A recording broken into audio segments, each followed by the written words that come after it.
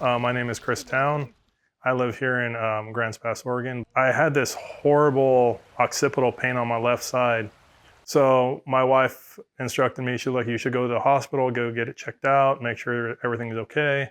So I went there and they did a CT scan on me, said I was absolutely fine, sent me home. Then probably a week later, I got a haircut, came home, and my wife saw a huge bump on the back of my head behind my ear.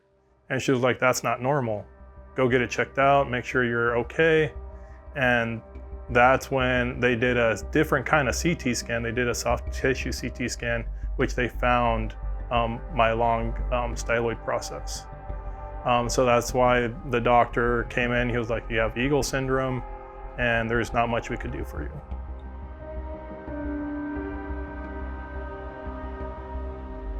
At first, I was like, I have what? I have Eagle syndrome. I don't even know what that is. My name is Ryan Osborne. I trained as a head and neck surgeon in South Central Los Angeles, managing the most complex cancer and trauma patients in the country. I've operated across the globe in first and third world countries.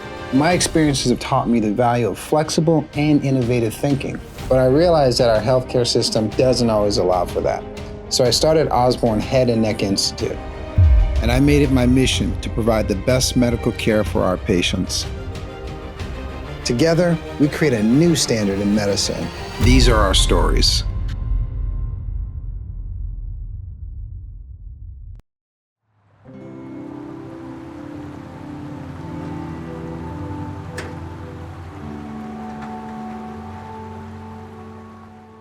When I think of my husband, the first thing that comes to mind would be a servant's heart. Christopher is someone who is a very hard worker and who gets joy and delights in helping others, serving others. He's the one that if you need your house moved, if you've got something heavy to lift, he's going to be there. I have pain every single day. Headache pain, it could be teeth pain, jaw pain. My tongue swells. Sometimes I can't speak. I have vertigo, lightheadedness. I can't even lay on the side of my head because the pain is just so horrific. Affects me, affects my wife, affects my two daughters. Like my youngest daughter, she wants to go out and go for a walk or go play in the pool, and I can't go and join her like playing like I used to. He puts on a brave face. He's a guy who pushes through. He's, a small town blue collar worker. He's gonna get the job done. But when he's lying in bed and I see my strong husband just lying in the fetal position, just grasping his head in pain, and knowing there's nothing I can do to take it away. I almost started crying actually over there. It is hard for them because my wife wants to touch and rub and try to help me through this, and she can't because any kind of pressure, any kind of sensation on the back of my head in general, my neck is so painful. I wish I could do a better job of not showing that kind of expression of pain if it was in my limits, because that way they wouldn't be so worried all the time about it. Through Facebook, I was able to find this amazing support group, Eagle Syndrome support group. So I was just kind of asking people their advice and, kind of where do we go from here? And Kevin, who had been a patient of Dr. Osborne's, he, in one of the comments, referenced his video. He took an x-ray of my head and neck and basically looked at it and showed me, hey, you have Eagle syndrome. I thought, okay, what is that? Eagle syndrome is the presence of either an elongation of the styloid process, or sometimes it's the actual anatomy of the styloid process that's wrong. It might be too fat, it might be angled the wrong way, and it could be causing compression of vascular structures and neural structures, which can give you a really broad host of symptoms. My family and friends hadn't quite understood what Eagle syndrome was. Until they had watched that video, it hadn't really become real to them. Chris's case was clear-cut, couldn't be more textbook.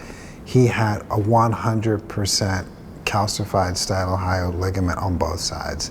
I mean, he was essentially fused, if you ask me. There was no possible way he was going to continue to do well in life without having this surgery. Just getting just that recognition of me having so much horrific pain and him saying, I understand. That's so validating. So it gave me so much comfort. That's why I was like, I knew he was my doctor. After the Zoom consult, my mom was there listening in the background, and Chris and my mom were just like, that's Chris's doctor. We're a single income family. He hasn't been able to work because of Eagle syndrome. Chris and I had decided to send him a message and let him know, we were so validated and thankful for his consult.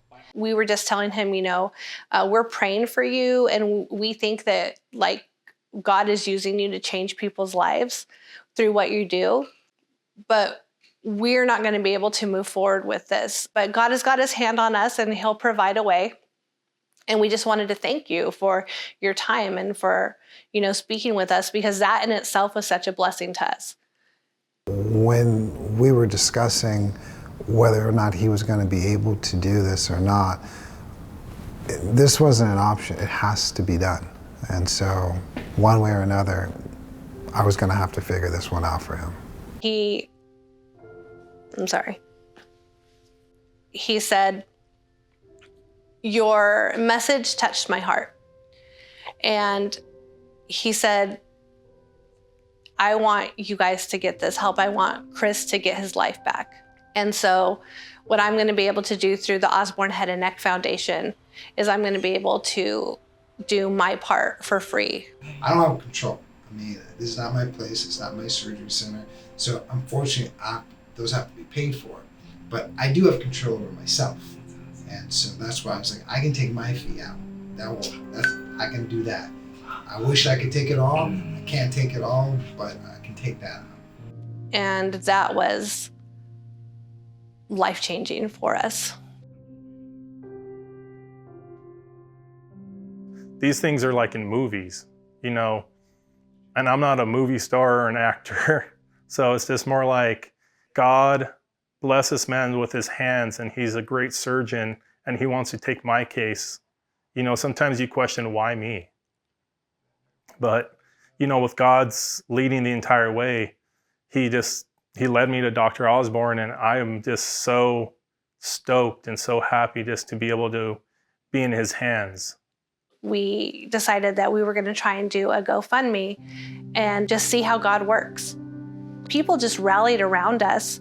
We went to churches. We called up our local church. We went to churches that we don't even attend and just said, can we be put on your prayer chain? Can we have people pray over us? And we need to raise these funds. And 4 main churches, Parkway Church, Edgewater Church, our home church, Evans Valley, and then River Valley Church, just flooded us with support and prayer, and we got donations from people we didn't even know. All these people coming together, just rallying around me, it improves my faith because it just shows the beauty of God and his love. It makes me want to go out and show my love to people and show my testimony, and I just want to make sure God's getting his testimony through this.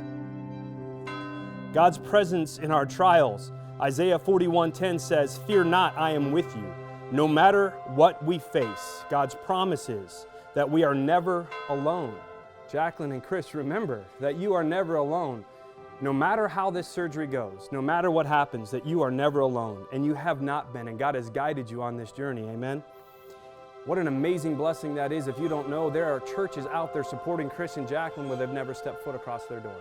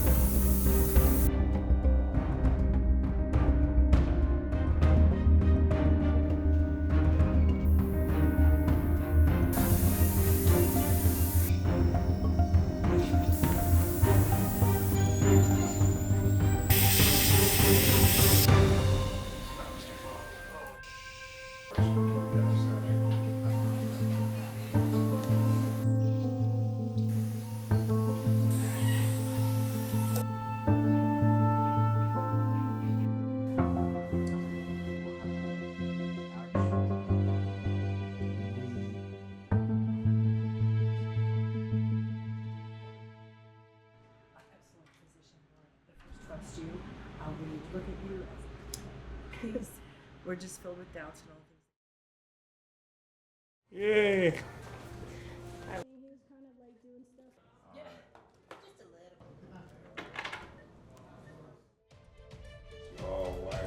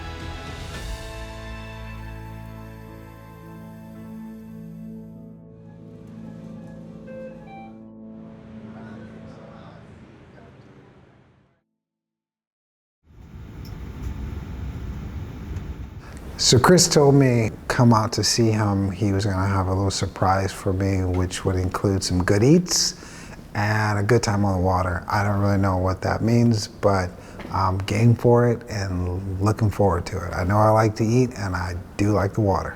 How's it going? Good, you look a lot looser. I am. How are you, beautiful? Good to see you too. Surgery has changed everything. Life was miserable before. Life was really hard to live. Having headaches and migraines and not being able to sleep correctly and jaw pain, teeth pain, tongue swelling, ears ringing. Since I've had the surgery, everything's been amazing. I haven't had any of the symptoms, any of the pains. It's just been life-changing. Well, I think that it's God doing the healing. I think that God used this man, this amazing, humble, talented, compassionate, kind man to save my husband's life.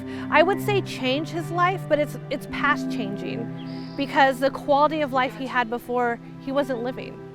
And it's something that we will forever be grateful for.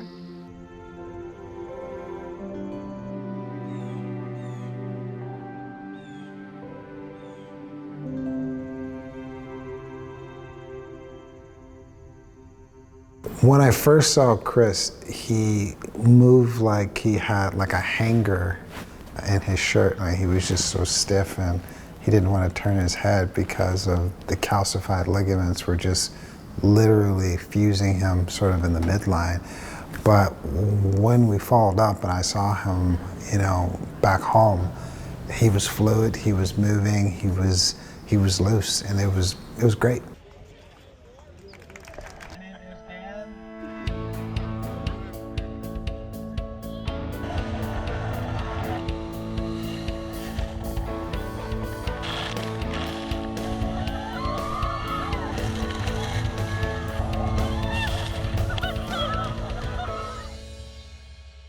I've had such a wonderful time. I kid you not.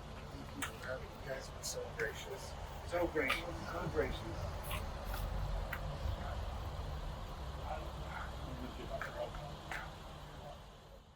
I had a great time visiting Chris and the family in Oregon. I would say this is truly a tight-knit family. They've got a huge depth, just love, and they love the Lord, they love each other.